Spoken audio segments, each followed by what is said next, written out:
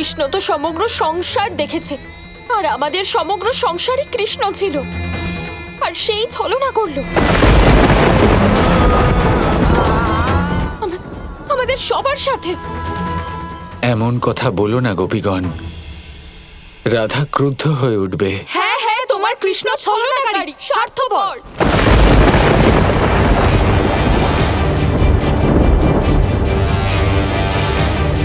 ব্যাস, চুপ করো তোমরা সবাই।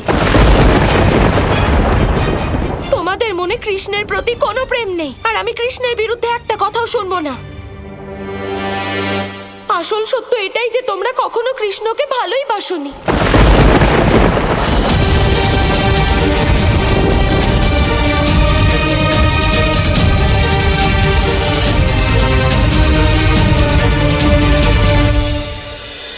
এ কি বলে ফেললে তুমি রাধা? এটা ঠিক বললে না। হ্যাঁ রাধা, ক্রোধের বশে তুমি একটু বেশি বলে ফেলেছ। আমরা কৃষ্ণকে ভালোবাসিনি, কৃষ্ণই আমাদের সবকিছু ছিল, আর আজ সেই জন্যই কৃষ্ণের প্রতি আমরা এতটা রুষ্ট। পরম গোপী হওয়া সত্ত্বেও অন্য গোপীদের মনের কথা বুঝতে পারছো না রাধা? এটা বলা যে আমরা ভালোই বাসিনি, আমাদের ভালোবাসা মিথ্যে, আমাদের ভালোবাসাকে তুমি অপমান করেছো রাধা। ক্ষমা চাও আমাদের সবার কাছে।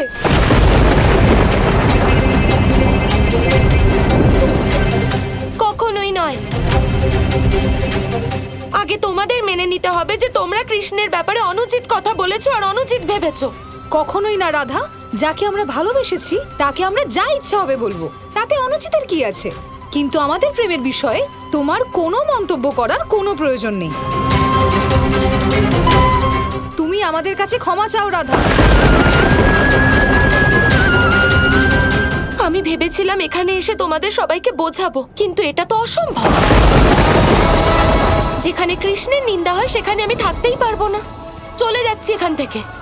ক্ষমা তোমাকে চাইতেই হবে রাধা, আমাদের সবার কাছে।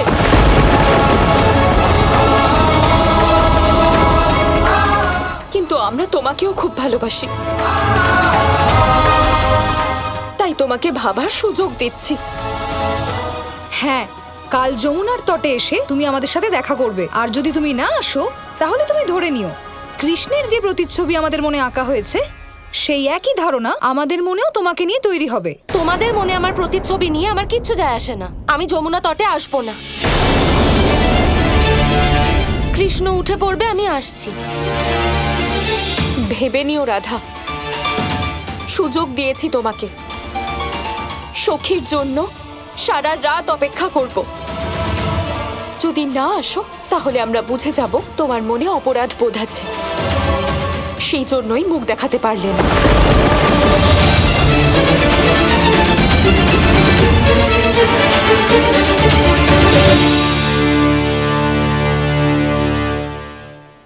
তোমাদের যা ভাবার হয় ভাবো। আমি দাদার সাথে দেখা করে দ্বারকা ফিরে যাব। কিন্তু দাদা কোথায় আছেন? তাহলে তোমরা সবাই ভালো করে বুঝতে পেরেছো তো? আর যশোদা মায়ের কাছে কিছু বলার প্রয়োজন নেই। ওনাকে এটুকু বলবে যে আমি বিশেষ কাজে বাইরে যাচ্ছি, কয়েকদিনের মধ্যেই ফিরবো। আপনি নিজেই ওনাকে বলে দিন না দাদা, না জানি উনি আমাদের কত প্রশ্ন করবেন। আরে ভাই, ওনার সব প্রশ্নের উত্তর দেওয়ার সময়টাই তো নেই আমার কাছে। দেখো, যেটুকু বলছি সেটুকু করো। যাও। আশা করি আমার সন্তানরা সুরক্ষিত আছে। আপনি শীঘ্র গেলে ওরা সুরক্ষিত থাকবে দাদা।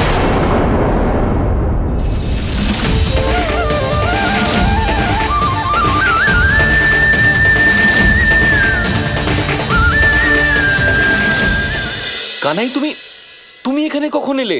এসব ভাববেন না, এই মুহূর্তে প্রস্থান করুন।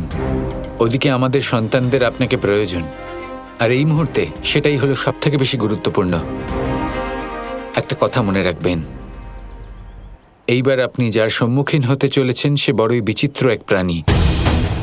এই পরিস্থিতি অত্যন্ত বিচিত্র দাদা, সেই জন্য যা করবেন ভেবেচিন্তে করবেন। এই প্রাণী অত্যন্ত শক্তিশালী। ও যতই শক্তিশালী হোক না কেন কানাই, আমি ওকে সামলে নেব। কিন্তু আমি রাধাকে বলেছিলাম যে ও যেন আমার সাথে দেখা না করে না যায়। তাহলে আমি যদি এখনই চলে যাই, রাধা তো আমার জন্য অপেক্ষা করতে থাকবে কানাই। আপনি রাধার জন্য চিন্তা করবেন না, আমি রাধাকে সামলে নেব। এই মুহূর্তে আপনি সন্তানদের কাছে যান, কারণ এইবার ওদের প্রাণ সত্যি খুবই সংকটের মধ্যে রয়েছে। ঠিক আছে কানাই, যা তুমি বলবে। আর তাছাড়া এখানকার পরিস্থিতি আমি কিছুই বুঝতে পারছি না। এখানকার সকল গোপিনীরা আমায় রাগের বশে খাবার খাওয়াচ্ছে নাকি ভালোবেসে, সেটা আমার মাথায় ঢুকছে না। তোমার গোপিনীদেরকে তুমি সামলাও, আমি চললাম আমার সন্তানদের কাছে।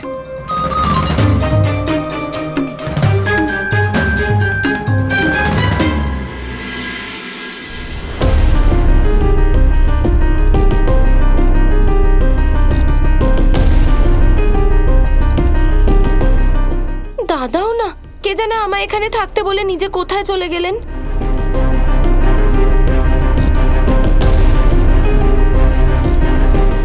প্রণাম রাধারানী। দাদার জন্য অপেক্ষা করে লাভ নেই, উনি চলে গেছেন। আর এই সংবাদ দিয়ে গেছেন যে উনি ফেরার আগে আপনি এখান থেকে যেন না যান। আশা করি আমার পাঠানো সংবাদ পেয়ে তুমি থেকে যাবে রাধা।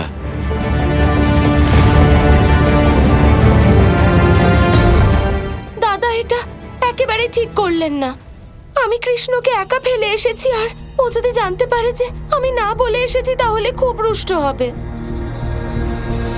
দাদা এটা একেবারেই উচিত কাজ করলেন না, আমাকে এইভাবে ফাঁসিয়ে দিলেন। প্রণাম কাকাশ্রী। এত বড় দুঃসাহসকার যে যদুকুলের সন্তানদের এত কষ্ট দিয়েছে, কোথায় আছে সেই আসুরিক জীব? তাতশ্রী, সবার আগে আপনি আমাদের ক্ষমা করে দিন।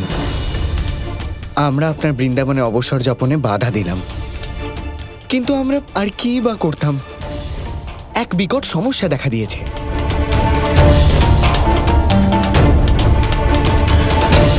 চিন্তা করো না শাম্ব, এবার আমি এসে গেছি। এবার আমাকে সবিস্তারে বলো যে এখানে ঠিক কি হয়েছে।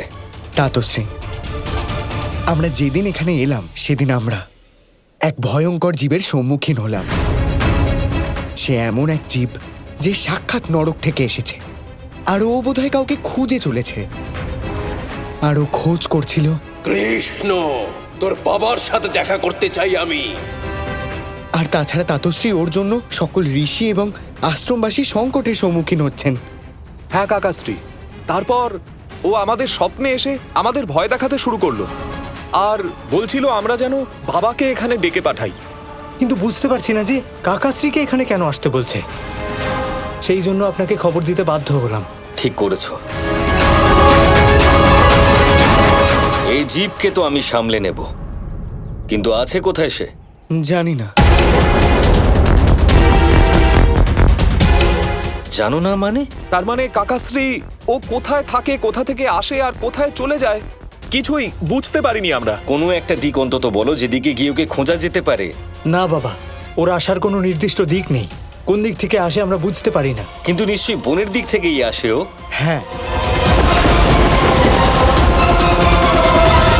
এখান থেকে দ্বারকা গেলে দাদা রুষ্ট হবেন, দ্বারকায় কৃষ্ণ আমায় খুঁজে না পেলে ও রুষ্ট হবে, যাদের সাথে দেখা করতে এসেছি তারাও আমার উপর রুষ্ট। কি করি? গোপীদের সাথে দেখা করলে কৃষ্ণ মিথ্যাবাদী প্রমাণিত হবে, আর যদি কাল না যাই ওনারা ভাববেন যে আমি কৃষ্ণের জন্য অপরাধ বোধ করছি। না না না না, এটা হতে পারে না। যে কোনো একটা কাজ আমি ঠিকঠাক পূর্ণ করবই। আমি যমুনা তটে যাব, ওনাদের সাথে দেখা করব, কিন্তু ক্ষমা চাইব না, তা সে যাই হোক না কেন।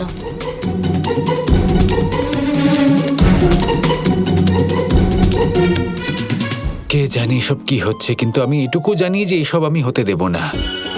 এবার কিছু একটা করতে হবে, এমন কিছু একটা করতে হবে যাতে রাধা যমুনা তটে যায়, কিন্তু গোপীরা চাইলেও রাধাকে যাতে কিছু বলতে না পারে।